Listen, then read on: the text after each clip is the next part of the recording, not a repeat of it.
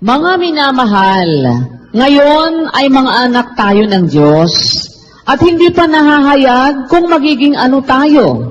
Nalalaman na... Okay, tamo, hindi pa natin alam ang karunungan ng Diyos kung paano magiging ano tayo.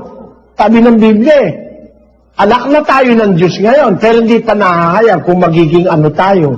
Bakit? Ang ipinahayag pa lang ng Diyos ngayon, babaguhin tayo. Amen. Unang Korinto 15:51. Narito, sinasaysay ko sa inyo ang isang hiwaga.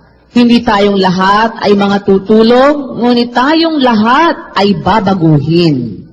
Sa isang sandali, sa isang kisap mata, sa huling pagtunog ng pakakak. Sapagkat tutunog ang pakakak, at ang mga patay ay mga bubuhay na mag-uli na walang kasiraan at tayo'y babaguhin.